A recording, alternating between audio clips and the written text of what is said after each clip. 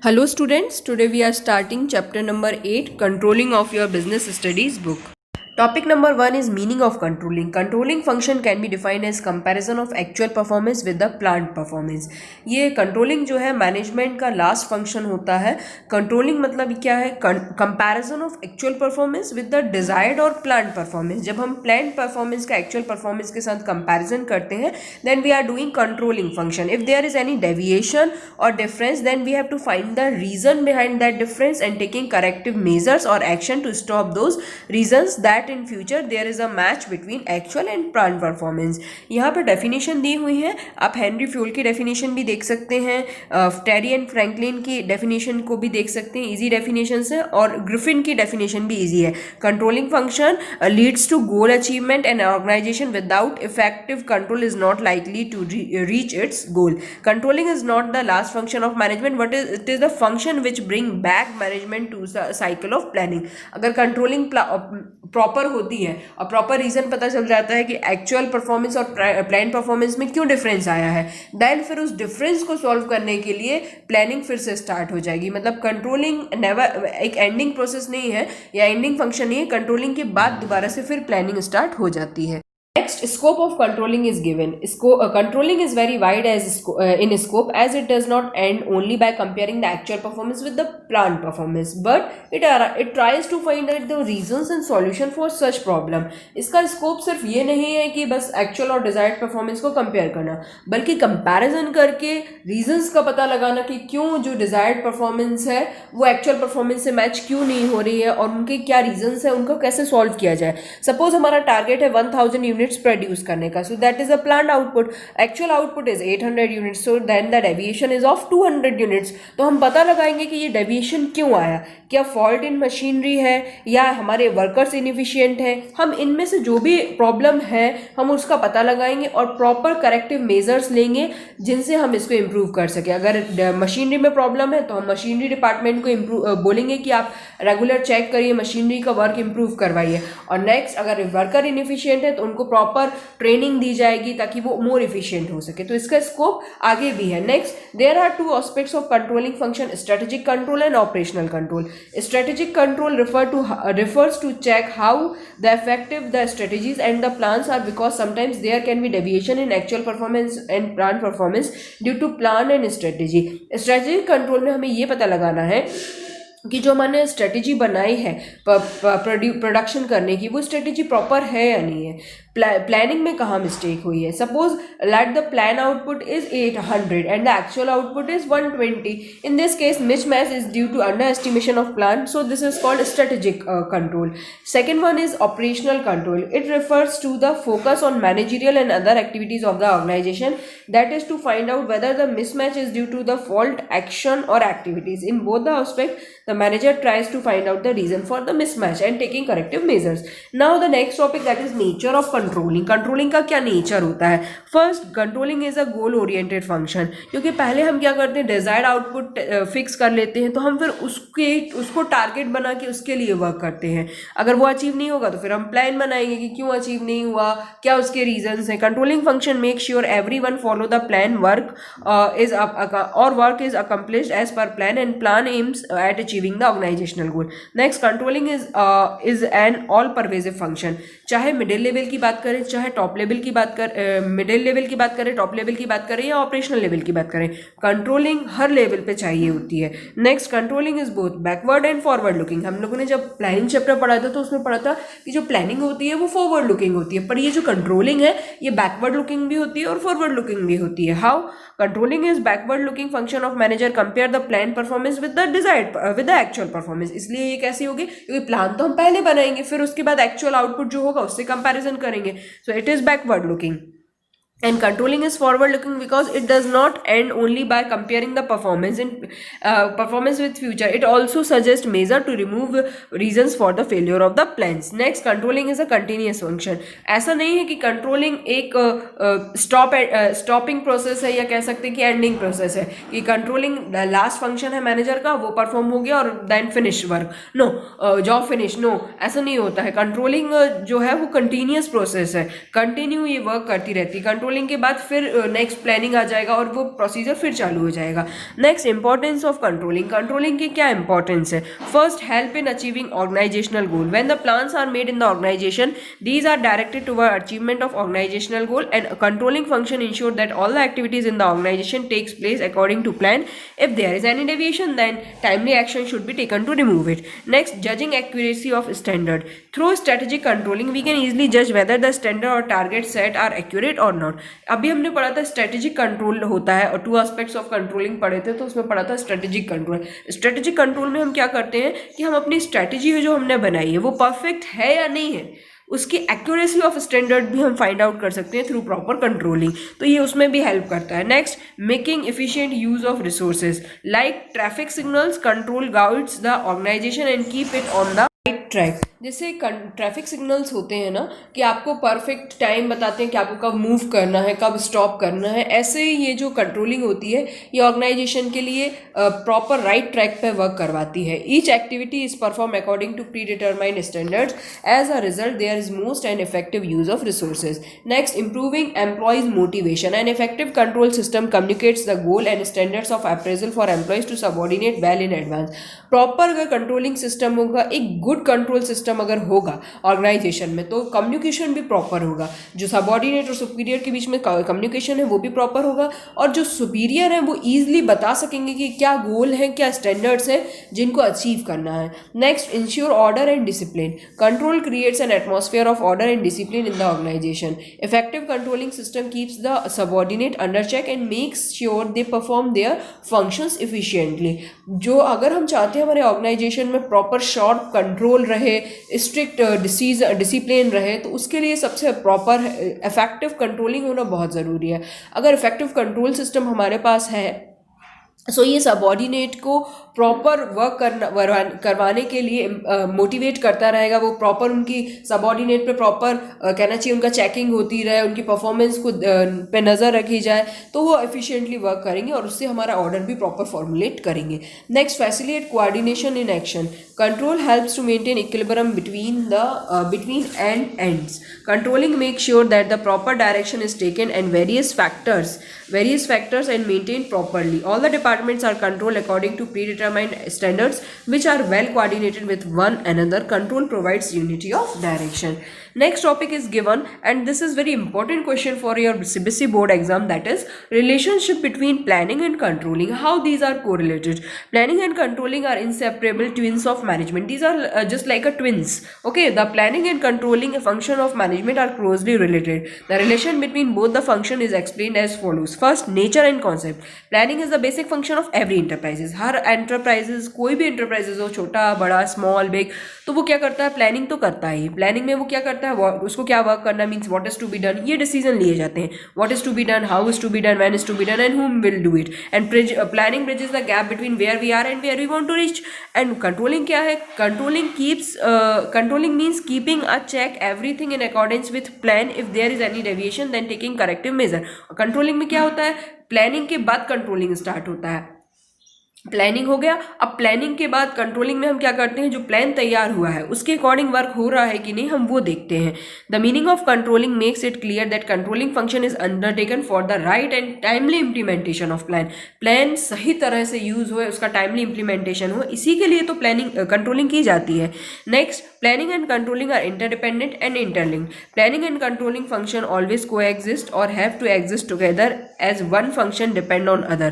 The controlling function compares the actual performance with the planned performance. If there is no plan, then there will be no controlling. So these are interdependent. एक दूसरे पे dependent है. On the other hand, the planning function is also dependent on controlling function, as plans are not made only on paper. They have to be followed and implemented in the organization. The controlling function makes sure that everyone follow that plans strictly. So we can say that both functions are interlinked and interdependent. As a successful execution of both the function, planning and controlling must support each other. ये एक दूसरे से correlated है, एक twins है, इनको कभी अलग नहीं किया जा सकता। अगर प्रॉपर प्लानिंग नहीं है तो प्रॉपर कंट्रोलिंग नहीं है, और अगर प्रॉपर कंट्रोलिंग नहीं है तो आगे के लिए प्रॉपर फ्यूचर प्लानिंग हम नहीं बना पाएंगे।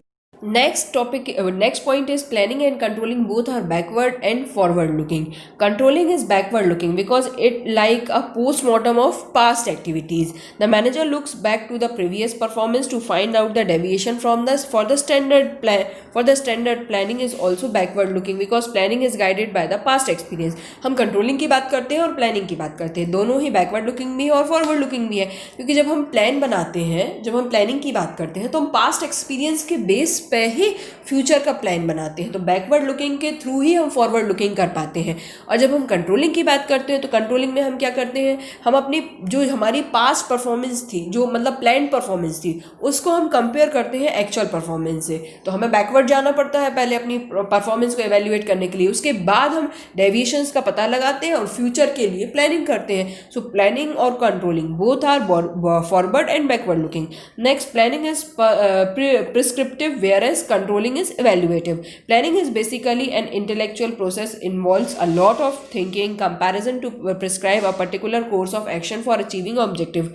Controlling, on the other hand, evaluate or check whether the desired course of action is followed or not. So we can say that planning and controlling cannot be separated. These are the twins and these are the supplementary function which support each other for the successful work of the organization. Next topic is given in your book, that is controlling process. ये process कैसे होती है controlling की? तो सबसे first step इसमें दिया हुआ है, जो first step है वो है setting up of target standards. Standard means target or yardstick against which the actual performance is measured. सबसे पहले हम क्या करेंगे, एक standard fix करेंगे, एक target fix करेंगे, उस target के लिए ही हम वर्क करेंगे कि हम वो उस टारगेट को अचीव कर पा रहे हैं या नहीं कर पा रहे हैं, फिर उससे ही हम अपनी एक्चुअल परफॉर्मेंस को मेजर करेंगे। यहाँ एग्जांपल ये दिया गया है, suppose standard sale is 20 lakh per annum, मतलब टारगेट तो सेट किया गया था 20 लाख पर एनम, पर स्टैंडर्ड प्रॉफिट जो है वो कितना है, 4 lakh. Reduction in cost by 5%। Sometimes it is not possible to express the standard in numerical term, for example setting up of quality standard और स्टैंडर्ड फॉर मैनेजरियल वर्क। कभी कभी ऐसा भी होता है, स्टैंडर्ड्स को हम जो मैनेजरियल वर्क के स्टैंडर्ड्स हैं उनको हम न्यूमेरिकल टर्म्स में एक्सप्रेस नहीं कर पाते। कुछ चीज़ों को जैसे प्रोडक्शन को, सेल्स को, इन चीज़ों को ही हम न्यूमेरिकल टर्म्स में एक्सप्रेस कर पाते हैं, पर कंपैरिजन तो हमें करना पड़ता है। The standard must specify the time limit within which they have to be achieve. तो उन स्टैंडर्ड्स के लिए हम क्या करते हैं, जो क्वालिटी स्टैंडर्ड्स होते हैं उनके लिए हम टाइम का यूज़ करके उनको कंपेयर करते हैं। If long term standard are setup they must be divided into short term. For example standard sale is 12 lakh, then per month 10 lakh target was can be taken for comparison. With the short term target, the errors can be detected early and timely action can be taken.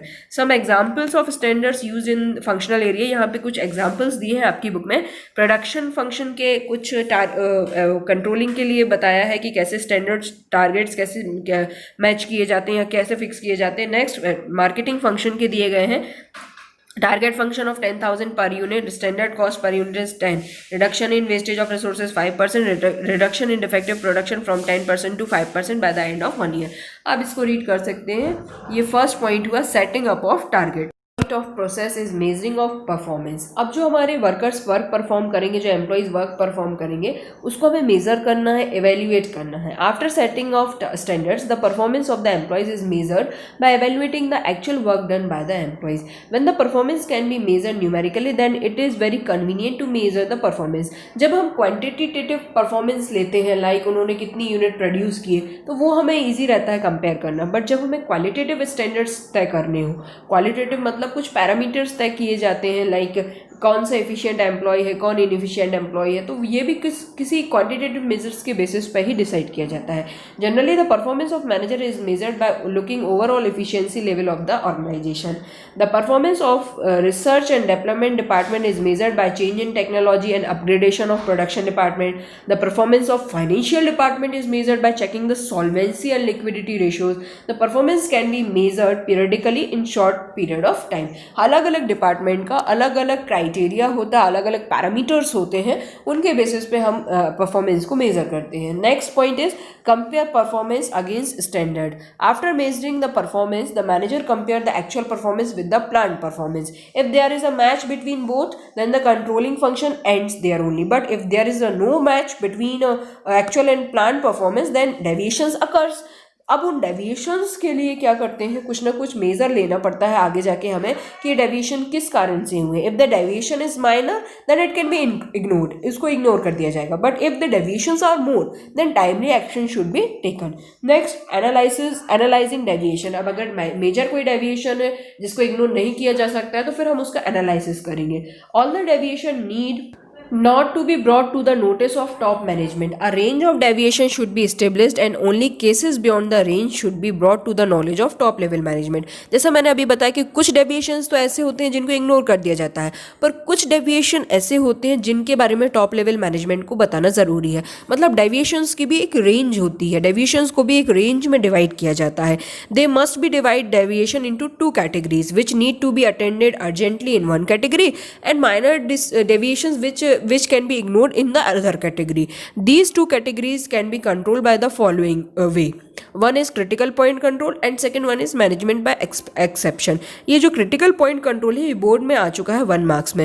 It means keeping focus on some key areas KRS, and if there is any deviation in these key areas then it must be attended urgently. Critical point control में हम उन key areas को रखेंगे जिनमें deviations के बारे में पता लगाना बहुत ज़रूरी है ताकि हम प्रॉपर उनकी रीजंस का पता लगा सकें और उनको attend, they must be attended urgently. Key areas are those areas which impact on whole organisation. For example, if there is an increase in production cost by 5 per unit and there is an increase in postal cost by ₹20, then more focus should be given to find out the reason for increase in cost of production as it will affect the profit and future revenue of the organization. जो production cost में increase हुआ है ₹5 का, हमें उस पर focus करने की ज़्यादा ज़रूरत है और उस डेविएशन का पता लगाने की ज़्यादा ज़रूरत है, बजाय हम पोस्टल कॉस्ट जो इंक्रीज़ हुआ है ₹20 से, उसका हमारे मैनेजर उस पर उतना कंट्रोल कर भी नहीं पाएगा। तो ज़रूरत ये है कि जो चीज़ उसके रेवेन्यू और प्रॉफिट को अफेक्ट करती है वो उन पर फोकस करें, उनको इम्प्रूव करने की कोशिश करें। Next, management by exception. It means a manager who tries to control everything में ending up controlling nothing. The deviation which are beyond the specific range should only be handled by the manager and minute or minor deviation can be ignored. अब सारे deviation ऐसे नहीं होते हैं जिनमें कि urgently आपको कुछ वर्क करना पड़े, कुछ डेविएशंस ऐसे होते हैं जिनको इग्नोर करके भी वर्क किया जा सकता है. Manager should not waste his time and energy in finding the minor deviation. It should concentrate on removing the higher degree deviations. जो हायर डिग्री डेविएशंस हैं उनको इम्प्रूव किया जाए, बजाय माइनर डेविएशंस के उन पर इतना फोकस करने की जरूरत नहीं है. If the production cost increase by ₹2 then it can be ignored, but if it is increase more then 2 then the manager must try to find out the reason for its deviation. Means हम कह सकते हैं कि production cost अगर ₹2 तक improve होती है तो उसमें वो इग्नोर कर देगा क्योंकि वो अपना रेवेन्यू और प्रॉफिट को कैचअप कर लेगा. बट अगर 2 से ज़्यादा होता है देन उसको फोकस करना पड़ेगा. सो बिलो 2 हम कह सकते हैं मैनेजमेंट बाय एक्सेप्शन. एडवांटेजेस दिए हुए हैं मैनेजमेंट बाय एक्सेप्शन के. It saves time and energy of the manager, it focus attention of manager and no wastage of time and energy to solve the problem and it differentiate between critical and simple problem. अब जब deviations का evaluation हो जाएगा तो last step, 5th step है taking corrective measure. On comparing the actual performance with the plan performance the manager will come to know about the deviation between the plan and actual performance. Then the next step is to find out the reason for such deviation and trying to remove that deviation in future. अब reason का पता लगाएंगे कि क्या किस कारण से हमारी एक्चुअल परफॉर्मेंस डिजायर्ड परफॉर्मेंस से मैच नहीं हो रही है, और नेक्स्ट जब हम जो भी प्लान तैयार करेंगे तो उस प्लान में उस रीजन पे ज़्यादा फोकस किया जाएगा. Let the situation remain same if the deviations are minor and redesign and reframe the plans और strategies if these are overstated और not matching with the present day business environment. Taking corrective measures to improve the performance so that in future it matches with the plan objective. हम आगे future में जो है proper planning करेंगे और इस deviation को, जो मेजर डेविएशन उसको ध्यान में रख के करेंगे प्लानिंग, ताकि आगे जो हमारी प्लान और एक्चुअल परफॉर्मेंस है इनमें कोई मिसमैच ना हो कि बल्कि पूरा मैच हो जाए. Last point of controlling process is feedback in controlling. The controlling function does not end by taking corrective measure as it is a continuous process. So after suggesting the corrective measure a feedback report is prepared. आपने corrective measures दे दिया, manager ने deviation का corrective measures top level authority ने दे दिया है. अब वो क्या चाहेगी? फीडबैक चाहेगी. फीडबैक मतलब क्या वो जो करेक्टिव मेजर दिया था उस पर प्रॉपर वर्क हुआ या नहीं. Feedback refer to the list of reason for deviation of plans for inefficiency in overall working of the organisation along with the reason of the corrective measures also specified in the feedback report. Now the next one sub topic is given that is deviations in controlling. अब जो deviations हैं उनके बारे में बताया गया है कि डेविएशंस जो होते हैं वो 2 टाइप्स के होते हैं. डेविएशन मतलब तो हमें पता है कि जब एक्चुअल परफॉर्मेंस स्टैंडर्ड परफॉर्मेंस से मैच नहीं होती है, जो डिफरेंस आता है, जो गैप आता है, उसको हम डेविएशंस बोलते हैं. But these are of 2 types, positive and negative deviation. जब आपकी एक्चुअल परफॉर्मेंस ज़्यादा हो प्लान परफॉर्मेंस से तो वो क्या कहलाएगा, पॉजिटिव डेविएशन. और जब आपकी एक्चुअल परफॉर्मेंस कम हो प्लान परफॉर्मेंस से तो वो कहलाएगा नेगेटिव डेविएशन. पॉजिटिव डेविएशन में जैसे इन्होंने बताया कि इन्होंने प्लान बनाया था 100 यूनिट्स का, पर एक्चुअल प्रोडक्शन कितना हुआ है 120 यूनिट्स का, तो डेविएशन +20 का कहलाएगा, दैट इज पॉजिटिव डेविएशन. पर प्लान अगर इन्होंने बनाया 100 यूनिट्स का और एक्चुअल प्रोडक्शन हुआ है 80 का, सो -20 इज द नेगेटिव डेविएशन. यहाँ लास्ट में एक फ्लो चार्ट दिया हुआ है कंट्रोलिंग प्रोसेस का, you can read that flow chart.